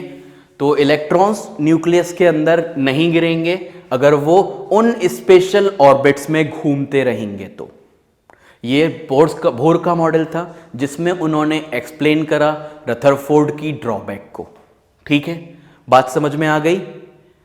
रदरफोर्ड तक हमने पढ़ लिया था, जो चीज़ें रदरफोर्ड में थी उनको रिपीट करने से कोई फायदा नहीं है। वो भी हम बोर में लिख सकते हैं कि इलेक्ट्रॉन रिवॉल्व करते हैं, न्यूक्लियस पॉजिटिवली चार्ज होता है, ये सब चीज़ें हम रदरफोर्ड के मॉडल में पढ़ चुके हैं। तो बार बार उसको दोहराने की ज़रूरत नहीं है, बार बार रिवाइज करने की ज़रूरत नहीं है। तो इसलिए बोर्स मॉडल ऑफ एटम में कुछ ही खास पोस्टुलेट्स मैंने डिस्कस करी हैं, जो कि दो हैं। पहला क्या है कि only certain special orbits which are also known as path, energy level और energy shells are allowed inside the atom, allowed होती हैं इनसाइड द एटम, और उन ऑर्बिट्स में घूमते हुए इलेक्ट्रॉन एनर्जी रेडिएट या एनर्जी लूज नहीं करता। और एनर्जी लूज नहीं करता इस वे में हम कह सकते हैं कि वो हमने यहाँ पे जो रदरफोर्ड की कमी थी उसको दूर कर दिया। रदरफोर्ड जो नहीं एक्सप्लेन कर पाए थे वो बोर ने एक्सप्लेन कर दिया, ठीक है। ये हो गया हमारा बोर का मॉडल। अब आते हैं कि ये जो शेल्स हैं इसके अंदर हम इलेक्ट्रॉन्स को कैसे रखते हैं, इलेक्ट्रॉन को अरेंज किस तरीके से करा जाता है इन शेल्स में, ठीक है। तो उसके लिए एक स्कीम थी जो बोर ने ही दी थी, जिसको हम बोर-बरी स्कीम बोलते हैं, बोर-ब्यूरी या बोर-बरी जो भी नाम है उन दूसरे साइंटिस्ट का। तो बोर-बरी या बोर-बरी स्कीम, उसको देख लेते हैं क्या है।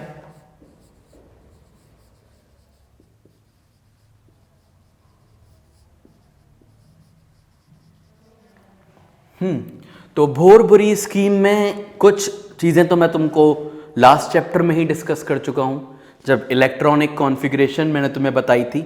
लेकिन अब ये चैप्टर कोई बच्चा ये वाला चैप्टर पहली बार पढ़ रहा हो तो उसके लिए हम यहाँ दोबारा से शुरू कर देते हैं कि हमने पहले तो शेल्स को नाम देना शुरू करा, मतलब बोर ने पहले तो शेल्स को नाम देना शुरू करा। नाम क्या, एक लेटर से डिनोट करा था। First shell is K shell,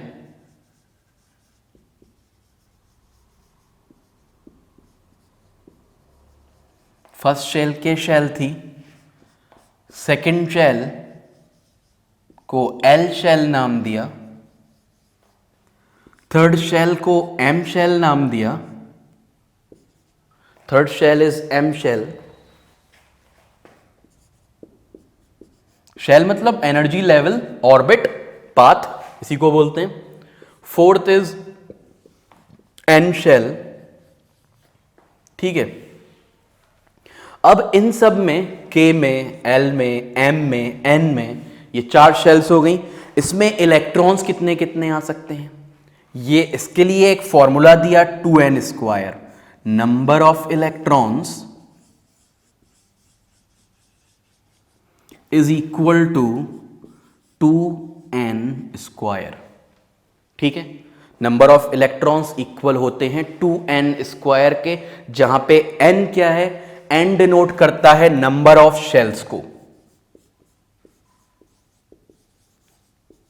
तो शेल के नंबर को डिनोट करता है इलेक्ट्रॉन। अब जो के शेल है उसमें कितने इलेक्ट्रॉन आ सकते हैं, एल में कितने आ सकते हैं, एम में कितने आ सकते हैं, वो सब हम इस फॉर्मूले से कैलकुलेट कर सकते हैं, ठीक है। अब जैसे के शेल को ही ले लो, के शेल के लिए n की वैल्यू 1 होगी, तो नंबर ऑफ इलेक्ट्रॉन्स कितने हो जाएंगे, 2 × 1² इज इक्वल टू 2, ठीक। L shell n is equal to 2, number of electrons is equal to 2 × 2² is equal to 8। M shell n is equal to 3, number of electron is equal to 2 × 3², 2 9s are 18, ठीक है। Then n shell में कितने electrons आ सकते हैं, यहां पे n4 के equal है, तो नंबर ऑफ इलेक्ट्रॉन्स हो सकते हैं 2 × 4², ये हो जाते हैं 32। तो K shell can acquire 2 electrons, L shell can acquire 8, for M shell 18 electrons और N shell के लिए हैं 32 electrons, ठीक है। तो इतने इतने इलेक्ट्रॉन्स ये सारी शेल्स एक्वायर कर सकती हैं। अब ये तो हो गई हमारा फर्स्ट पॉइंट, फर्स्ट रूल हो गया, ठीक है। सेकंड रूल पे आते हैं। सेकंड रूल क्या है, द लास्ट शेल, जो भी लास्ट शेल होगी, the last shell can acquire a maximum of 8 electrons। तो 8 इलेक्ट्रॉन एक्वायर कर सकती है जो लास्ट शेल होती है, ठीक है। तो लास्ट शेल में सिर्फ 8 इलेक्ट्रॉन्स ही आ सकते हैं। ये 2 रूल हो गए। अभी एक तीसरा रूल और बताता हूं मैं इसके बाद। हाँ, तो थर्ड रूल है हमारा कि जब तक इनर शेल्स फिल्ड नहीं हो जाएंगी तब तक हम बाहर वाली शेल को फिल नहीं कर सकते, ठीक है। तो हम लिखेंगे the outer shells can not be field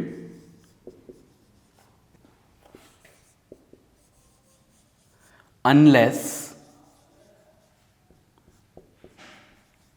inner shells are filled with electrons।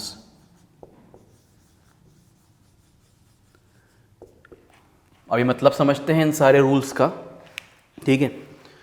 ये तो तुम्हारे समझ में आ गया KLMN, तो इधर वाला मैं मिटाता हूं। वहां से ही रूल्स तो मेन वहीं से शुरू हुए हैं। ये जो बहुत बुरी स्कीम है पूरी, ये पूरी यहीं से शुरू हुई है मेनली, तो ठीक है। अब जैसे हम लोग उस दिन इलेक्ट्रॉनिक कॉन्फ़िगरेशन लिख रहे थे, है ना, तो हाइड्रोजन के लिए मैंने बताया इसका एटॉमिक नंबर 1 होता है, तो हाइड्रोजन के पास एक ही इलेक्ट्रॉन होता है।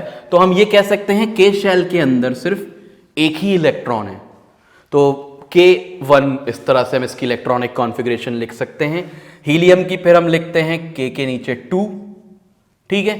फिर लिथियम के लिए हम लिखते हैं 2 और 1। पहले के शेल में इलेक्ट्रॉन्स फिल्ड होंगे, हमने देखा कि के शेल में 2 ही आ सकते हैं। लिथियम के पास 3 हो गए इलेक्ट्रॉन। अब जब लिथियम के पास 3 इलेक्ट्रॉन हो गए तो के में तो पूरे 3 आ नहीं सकते, के में 2 आए पहले रूल के हिसाब से, के में 2, फिर एल में आ गया तीसरा इलेक्ट्रॉन, हम एल में ले आए। आ तो 8 सकते हैं, वो बात ठीक है, लेकिन होंगे नहीं तो रखोगे कहां से, अपनी तरफ से थोड़ी ले आओगे। जितने उस एटम के पास इलेक्ट्रॉन है उतनी तो शो करोगे ना। मैक्सिमम 8 आ सकते हैं सेकंड शेल के अंदर। तो लिथियम के लिए सेकंड शेल में 1 इलेक्ट्रॉन है।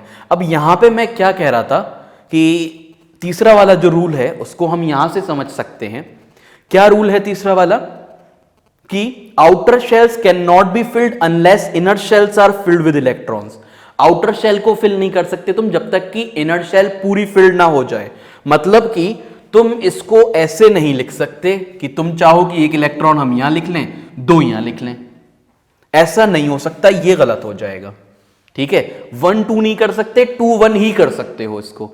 तो वो इस तरह से तुमसे क्वेश्चन पूछ सकते हैं कि लिथियम की इलेक्ट्रॉनिक कॉन्फ़िगरेशन 2 1 क्यों होती है, 1 2 क्यों नहीं होती। तो 1 2 अगर इलेक्ट्रॉनिक कॉन्फ़िगरेशन होगी then it will not follow which rule.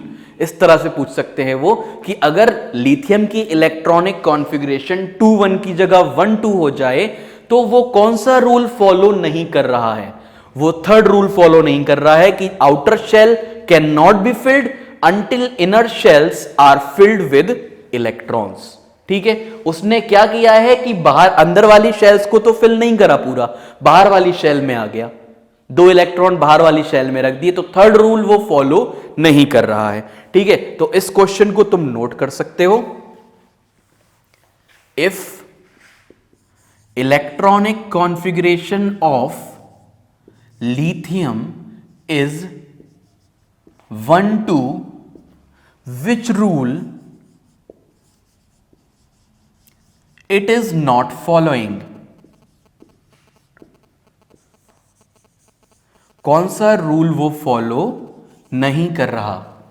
ठीक है, अगर इलेक्ट्रॉनिक कॉन्फ़िगरेशन लिथियम की 1 2 है तो तुम यहां लिख सकते हो थर्ड रूल, दैट इज पूरा स्टेटमेंट ये है कि outer shells can not be filled unless inner shells are not filled with electrons. तो इसके आंसर में तुम उसको लिख सकते हो, लिख लेना इसके आंसर में ही इसको, है ना। थर्ड रूल क्या है, क्योंकि वहां तो कोई थर्ड सेकंड नहीं है, ऐसा नहीं है कि ये थर्ड है, नाम तो है नहीं इन रूल्स का।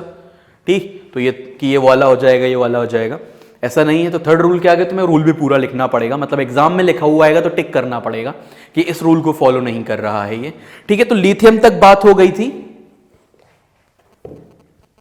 लिथियम तक क्या बात हो गई थी, इलेक्ट्रॉनिक कॉन्फ़िगरेशन की। देन हम डिस्कस करते हैं इसके बाद, लिथियम के बाद एक ऐसा ले लेते हैं जिसमें कि हमारा सेकंड रूल लग जाए। ठीक है, लगाते हैं, चलो पहले सेकंड नहीं लगाते, पहले और भी चीजें देख लेते हैं। अब जैसे कि बीच में सोडियम ले लिया है ना, अभी तक क्या था, सोडियम से पहले नियॉन आता है, नियॉन से पहले क्या आता है, फ्लोरीन आता है। तो अगर हम फ्लोरीन की इलेक्ट्रॉनिक कॉन्फ़िगरेशन देखें तो उसके पास 9 इलेक्ट्रॉनिक कॉन्फ़िगरेशन मैं तुम्हें सबकी बता चुका हूं, है ना, लेकिन कुछ की हम यहां डिस्कस कर रहे हैं दोबारा से। फ्लोरीन की इलेक्ट्रॉनिक, फ्लोरीन का एटॉमिक नंबर 9 है, तो इसके पास 9 इलेक्ट्रॉन्स होते हैं। इलेक्ट्रॉनिक कॉन्फ़िगरेशन हो जाएगी इसकी 2 7। क्या इलेक्ट्रॉनिक कॉन्फ़िगरेशन हो जाएगी फ्लोरीन की 2 7। ठीक है, सही है। इसके बाद आएगा नियॉन, नियॉन होता है 10, के में 2, एल में 8। ठीक है ना, फिर सोडियम आएगा, सोडियम 11 है, के एल पूरे पूरे फिल्ड हो गए हैं, इसके पास 11, अभी 8 ही इलेक्ट्रॉन तो हुए भाई, 2 और 8 सॉरी 10 ही तो हुए, 2 8 10, एक और देना है तो एम शेल को भी एक्वायर करना पड़ेगा, 2 8 1 हो जाएगा।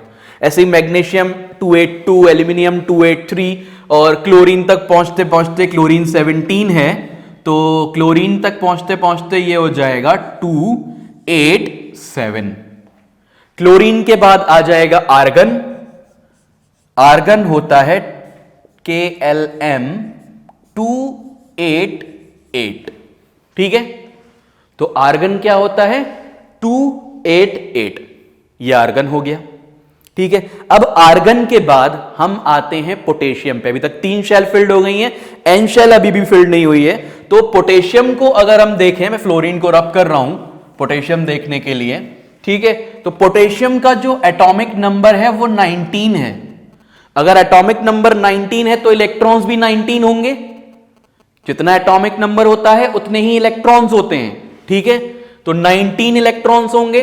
के एल एम अगर हम देखें तो 289 इलेक्ट्रॉनिक कॉन्फ़िगरेशन इसकी हो सकती है ना। क्या हो सकती है? 289।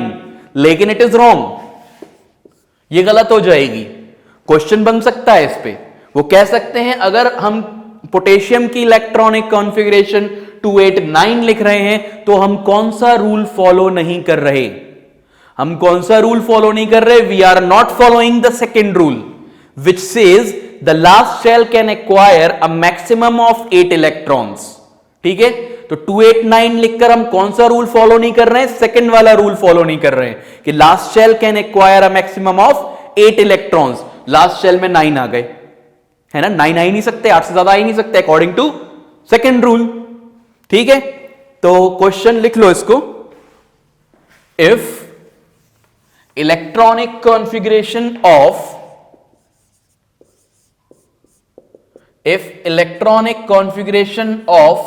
potassium is 289, which rule it is not following? कौन सा रूल ये फॉलो नहीं कर रहा है? अगर 289 है तो ये कौन से रूल को फॉलो नहीं कर रहा? तो हम लिख सकते हैं इट इज नॉट फॉलोइंग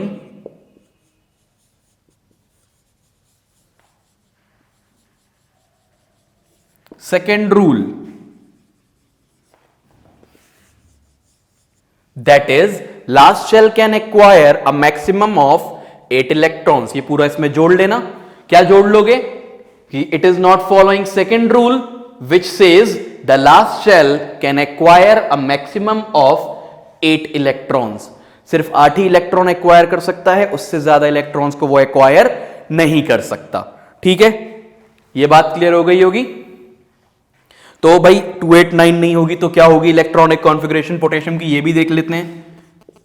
तो ये होगी इलेक्ट्रॉनिक कॉन्फ़िगरेशन KLM के साथ 288 ही लेंगे यहां पे, और N में आ जाएगा 1 इलेक्ट्रॉन। ठीक है, N में कितने इलेक्ट्रॉन आ जाएंगे? 1। और ये भी मैक्सिमम इलेक्ट्रॉन्स हैं। अब तुम कहो कि भाई आपने इसको फॉलो नहीं करवाया, आपने पहले वाले रूल को या तीसरे वाले रूल को फॉलो नहीं करवाया, पूरी फील्ड नहीं हुई। तो ऐसा नहीं है, ठीक है। ये फर्स्ट रूल को फॉलो कर रहा है क्योंकि यहां पे मैक्सिमम इलेक्ट्रॉन्स का कोई मतलब यहां पे मैक्सिमम इलेक्ट्रॉन्स लिखा है, ये नहीं है कि इतने ही होने चाहिए। ठीक है, ऐसा नहीं है। ठीक, तो ये बात क्लियर हो गई होगी तुम लोग को। 2881 होगी, फिर तो कैल्शियम है उसकी 2882 होती है। अब इसके बाद हम नेक्स्ट टॉपिक पे आते हैं, दैट इज वैलेंसी। ठीक है, इसको रब कर देते हैं। रूल्स वगैरह समझ में आ गए, या एक आध क्वेश्चन और कर ले रूल्स पे? एक क्वेश्चन और कर लेते हैं रूल्स पे, है ना। अब रूल्स पे क्वेश्चन कर रहे हैं, इधर ही कर लेते हैं। रूल्स तो मिट गए, चलो कोई बात नहीं, थोड़ा बहुत तो दिख ही रहा है इसमें, और तुम्हारे पास तो लिखे ही होंगे, है ना। तो देखो क्वेश्चन बनाते हैं एक कि इफ इलेक्ट्रॉनिक कॉन्फ़िगरेशन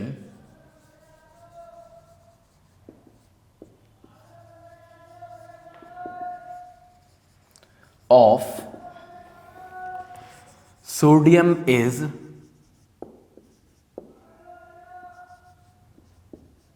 272 ले ली अगर हमने इलेक्ट्रॉनिक कॉन्फ़िगरेशन सोडियम की, तो which rule we are not following? Which rule is not followed? कौन सा रूल फॉलो नहीं किया गया अगर 272 इलेक्ट्रॉनिक कॉन्फ़िगरेशन ले ली हमने? तो 272 अगर इलेक्ट्रॉनिक कॉन्फ़िगरेशन ले ली है तो हमने कौन सा रूल फॉलो नहीं करा है? हमने थर्ड रूल फॉलो नहीं करा है। ठीक है, तो ये दो रूल्स मेन है हमारे, एक ये वाला और एक ये वाला। तो we did not follow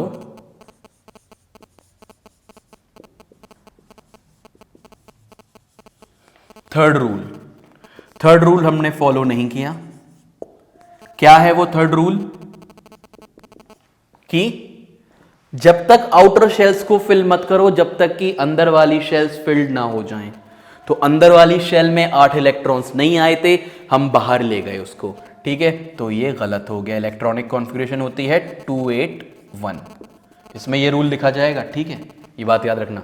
the outer shells can not be filled unless inner shells are not filled with electrons, ठीक है। यहां तक बात क्लियर हो गई है हमारी। अब आगे बढ़ते हैं, वैलेंसी पे आते हैं।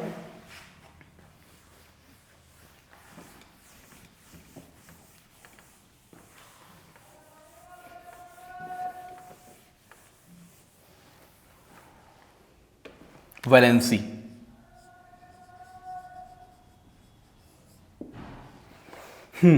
तो वैलेंसी क्या होती है? वैलेंसी भी डिस्कस करी थी हमने थोड़ा सा एटम्स एंड मॉलिक्यूल्स में, लेकिन इतने अच्छे से डिस्कस नहीं कर पाए थे, बहुत सारी चीजें थी जो रह गई थी, ठीक है। तो अब वैलेंसी क्या है? वैलेंसी होती है combining capacity. Combining capacity of atom को हम वैलेंसी बोलते हैं। क्या मतलब है कंबाइनिंग कैपेसिटी का? कंबाइनिंग कैपेसिटी का मतलब है कि कितने इलेक्ट्रॉन्स कोई एटम गेन कर रहा है,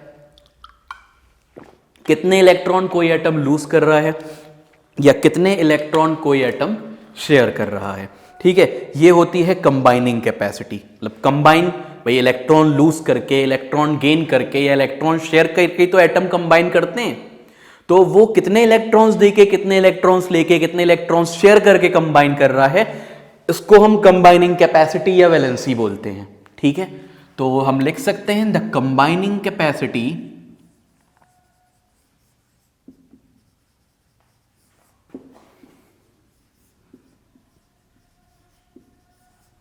of atoms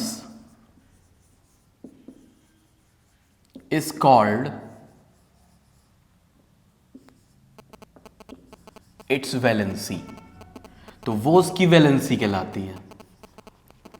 ब्रैकेट में लिखेंगे that is electrons, that is number of electrons gained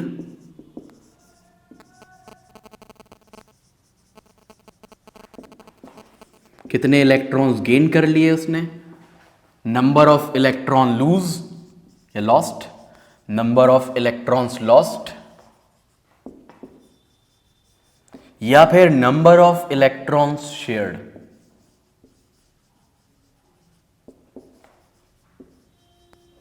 ये सब आता है वैलेंसी की डेफिनेशन में।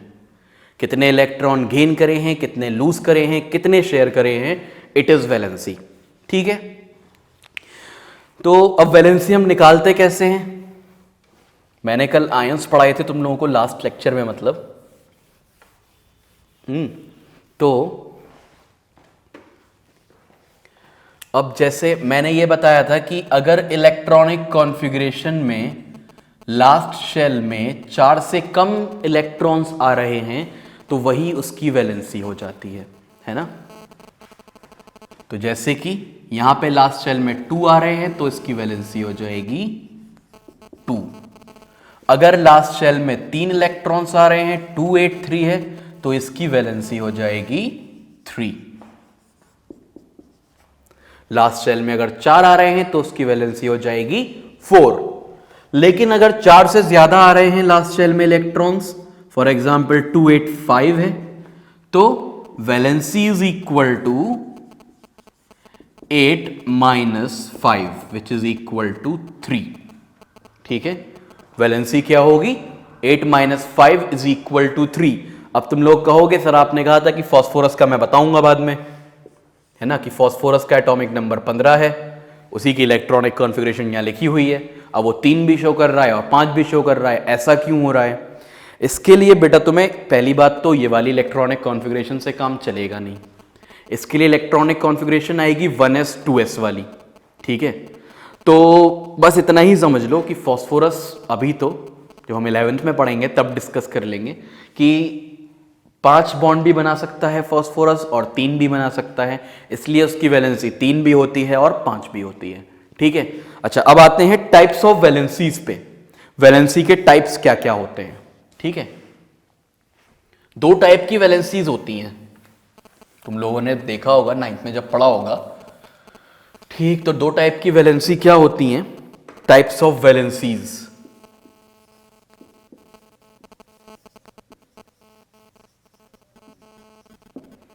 एक होती है electrovalency,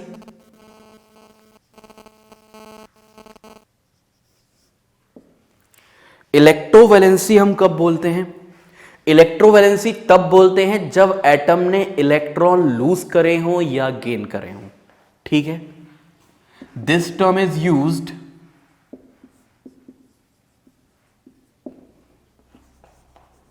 when electrons are transferred. जब इलेक्ट्रॉन्स ट्रांसफर हो जाते हैं, ट्रांसफर होते हैं, शेयर होते हैं या लूज होते हैं, तब टर्म यूज होता है इलेक्ट्रोवैलेंसी। जैसे सोडियम है, सोडियम एक इलेक्ट्रॉन लूज करता है 281। सोडियम क्या करता है? एक इलेक्ट्रॉन लूज करता है ना? तो ये एक इलेक्ट्रॉन लूज करके बनाता है Na+। ठीक है, तो इसकी इलेक्ट्रोवैलेंसी कितनी हो जाएगी? Electrovalency of sodium is 1। Electrovalency of sodium is +1। तो इलेक्ट्रोवैलेंसी सोडियम की होती है +1। ठीक है, ऐसे ही मैग्नीशियम का अगर तुम देखो तो वो 2 इलेक्ट्रॉन लूज करता है, तो electrovalency of magnesium is +2। Electrovalency of aluminium is +3। ठीक है, अच्छा एक इलेक्ट्रॉन लूज क्यों कर रहा है? ये हमने लास्ट लेक्चर में डिस्कस किया था। एक इलेक्ट्रॉन इसलिए लूज कर रहा है क्योंकि इसे अपनी लास्ट शेल में 8 इलेक्ट्रॉन्स चाहिए। हर एटम को स्टेबल होने के लिए, स्टेबिलिटी का मतलब सुकून में आने के लिए, कि फर्दर रिएक्शन ना करना पड़े उसको, तो सुकून लेने के, स्टेबिलिटी पाने के लिए लास्ट शेल में 8 इलेक्ट्रॉन्स चाहिए होते हैं। ठीक है, अब यहां पे लास्ट शेल में 8 इलेक्ट्रॉन्स कब आ सकते हैं? या तो ये 7 इलेक्ट्रॉन्स गेन कर ले या फिर ये 1 इलेक्ट्रॉन लूज कर दे, है ना? तो इसके लिए 1 इलेक्ट्रॉन लूज करना आसान है, इसलिए 1 इलेक्ट्रॉन लूज कर देता है, Na+ बन जाता है ना? और ये +1 इसकी वैलेंसी, इलेक्ट्रोवैलेंसी हो जाती है। अब दूसरी चीज जो होती है वो होती है कोवैलेंसी। ठीक है, कोवैलेंसी की बात कर लेते हैं। ये इलेक्ट्रोवैलेंसी का एक और एग्जांपल ले लो, नेगेटिव वाला भी ले लो। ठीक है, नेगेटिव वाला एग्जांपल भी ले लेते हैं। जैसे Cl है, ठीक, Cl, ये इलेक्ट्रॉन, इसके पास 17 इलेक्ट्रॉन्स होते हैं, एटॉमिक नंबर 17 है इसका, है ना? इसकी इलेक्ट्रॉनिक कॉन्फ़िगरेशन क्या होगी? KLm 287। ये क्या चाहेगा कि एक इलेक्ट्रॉन गेन कर ले, है ना? क्या चाहेगा कि एक इलेक्ट्रॉन गेन कर ले जिससे कि इसकी लास्ट शेल में 8 इलेक्ट्रॉन हो जाएं। तो एक इलेक्ट्रॉन गेन करेगा तो ये Cl- बन जाएगा क्योंकि इसने इलेक्ट्रॉन गेन कर लिया, एक इलेक्ट्रॉन ज्यादा हो गया इसके पास, इसलिए ये Cl- बन गया और इसकी इलेक्ट्रोवैलेंसी हो गई -1। Electrovalency of chlorine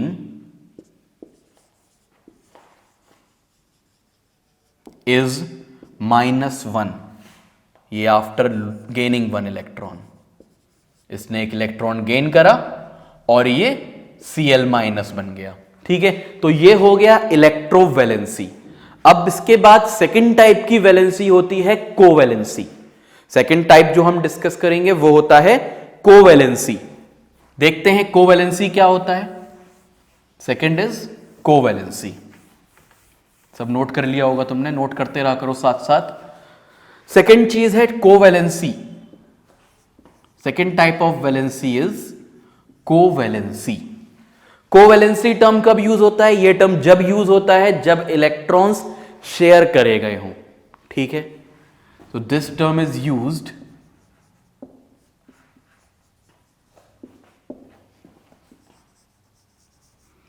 when electrons are shared।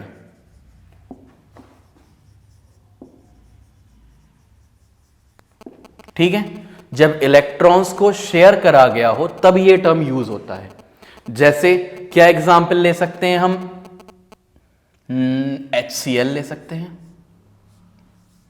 ठीक है, HCl में क्या होता है कि H के पास एक इलेक्ट्रॉन है और Cl के पास 7 इलेक्ट्रॉन है। ठीक है, H के पास एक इलेक्ट्रॉन, Cl के पास 7 इलेक्ट्रॉन। ये क्या करते हैं, दोनों एक एक इलेक्ट्रॉन शेयर करते हैं। इसने भी एक इलेक्ट्रॉन शेयर करा तो इसके पास 8 हो गए, और इसने एक इलेक्ट्रॉन अपना शेयर करा बॉन्ड बनाने में तो इसके पास 2 हो गए। हाइड्रोजन जो है उसके पास एक ही शेल है, छोटी सी के शेल, तो उसे 2 ही एटम में उसका गुजारा हो जाता है, तो वो 2 एटम को ही ले लेता है, 2 एटम में खुश है। इसके पास 8 हो गए, क्लोरीन के पास, दोनों स्टेबल हो जाएंगे। अब उसके पास 8, उसके पास 2। अब क्लोरीन ने यहां पे एक इलेक्ट्रॉन शेयर करा है, इसलिए covalency of chlorine is 1। Chlorine की कोवेलेंसी कितनी हो जाएगी, 1। And covalency of hydrogen is 1 also. ठीक है, हाइड्रोजन की कोवेलेंसी भी 1 हो गई और क्लोरीन की कोवेलेंसी भी 1 हो गई, क्योंकि दोनों ने एक एक इलेक्ट्रॉन को शेयर किया है। तो ये तुम्हारा बोर का मॉडल कंप्लीट, वैलेंसी कंप्लीट। अब आते हैं कुछ और इंपॉर्टेंट चीजों पर। कुछ क्वेश्चंस, एक क्वेश्चन लास्ट ईयर आया था न्यूट्रॉन के ऊपर। 13C6 के कुछ मॉलिक्यूल्स दे रखे थे और उसमें तुम्हें इलेक्ट्रॉन कैलकुलेट करना था। मैं देख के बताता हूं क्वेश्चन क्या था। क्वेश्चन ये था कि 26 ग्राम ऑफ 13C6 में कितने न्यूट्रॉन्स होते हैं। ठीक है, क्वेश्चन क्या था,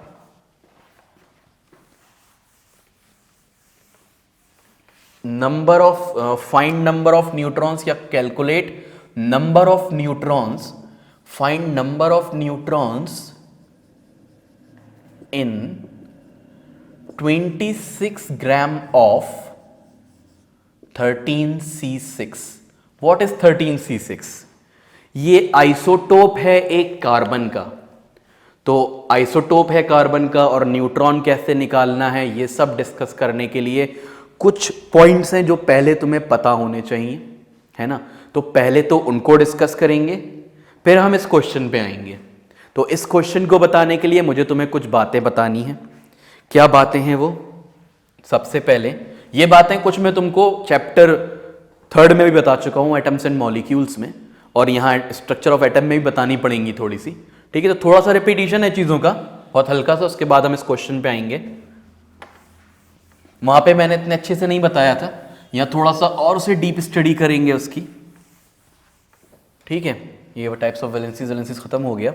इसके बाद एटॉमिक नंबर पे आते हैं, या सिंबल ऑफ एलिमेंट पे ही आते हैं पहले, कि एलिमेंट का जो सिंबल है उसको हमें किस तरह शो करना है। Symbol of element,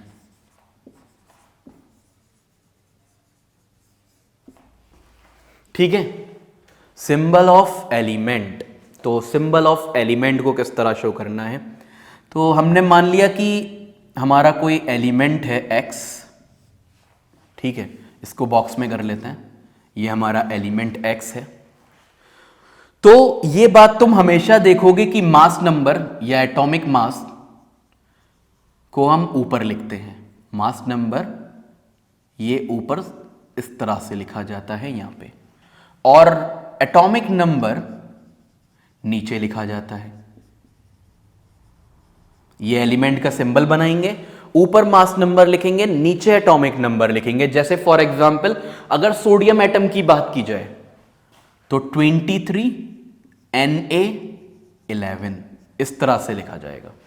atomic mass ऊपर या मास नंबर ऊपर और एटॉमिक नंबर नीचे, और यहां पे हो गया Na। हाइड्रोजन की बात करी जाए 1H1 इस तरह से लिखा जाएगा इसको। ठीक है, उसका एटॉमिक नंबर भी 1 होता है, मास नंबर भी 1 होता है, दोनों ही 1 होते हैं। ठीक है, तो एक और चीज, मास नंबर को हम डिनोट करते हैं A से और एटॉमिक नंबर को हम डिनोट करते हैं Z से। तो अगर कहीं किसी चीज का Z दे रखा हो मतलब कि एटॉमिक नंबर दे रखा है तुमको। ठीक है, तो Z से एटॉमिक नंबर को डिनोट करते हैं। यहां पे कुछ बातें जानने की और हैं कि एटॉमिक नंबर इक्वल होता है नंबर ऑफ प्रोटॉन्स के। यह बात मैंने तुम्हें 3rd चैप्टर में ही बताई थी कि एटॉमिक नंबर इक्वल होता है नंबर ऑफ प्रोटॉन्स के, मास नंबर इक्वल होता है नंबर ऑफ प्रोटॉन्स, पी लिख दिया है मैंने, प्लस नंबर ऑफ न्यूट्रॉन्स के। ठीक है, तो एटॉमिक नंबर इक्वल होता है नंबर ऑफ प्रोटॉन्स के, और मास नंबर इक्वल होता है number of protons plus number of neutrons के। ठीक है, खैर हमें ये क्वेश्चन डिस्कस करना है, अभी नहीं करना है, बहुत सारी चीजें पढ़नी पड़ेंगी इसके लिए। ठीक है, तो इसको मैं मिटा देता हूं, क्वेश्चन पे आऊंगा फिर इसके बाद। ठीक, तो atomic number number of protons के इक्वल हो गया, mass number number of protons plus number of neutrons के इक्वल हो गया है। अब बात करते हैं कि कहीं तो मैं मास नंबर दे रखा हो और प्रोटॉन्स दे रखे हो, न्यूट्रॉन्स कैलकुलेट करवा सकते हैं तुमसे। ठीक है, जैसे कहें calculate number of neutrons in carbon atom which has,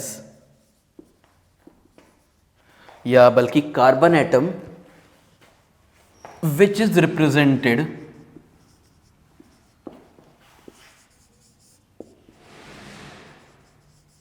as 14C6। ठीक है, तो नंबर ऑफ न्यूट्रॉन्स कैलकुलेट करने हैं हमें, नंबर ऑफ न्यूट्रॉन्स बताने हैं कार्बन एटम में, जिसको हम इस तरीके से रिप्रेजेंट कर सकते हैं। ठीक, ठीक है, तो 14C6 मैंने बताया यहां मास नंबर होता है, यहां एटॉमिक नंबर होता है। तो मास नंबर हमें दे रखा है 14, एटॉमिक नंबर दे रखा है 6, एटॉमिक नंबर 6 दे रखा है, मास नंबर 14 दे रखा है। इसके बाद इधर आते हैं, ये नोट कर लिया होगा तुम लोग ने, इधर आते हैं, मास नंबर इक्वल होता है number of protons plus number of neutrons के। ठीक है, तो नंबर ऑफ प्रोटॉन्स और नंबर ऑफ न्यूट्रॉन्स के इक्वल होता है।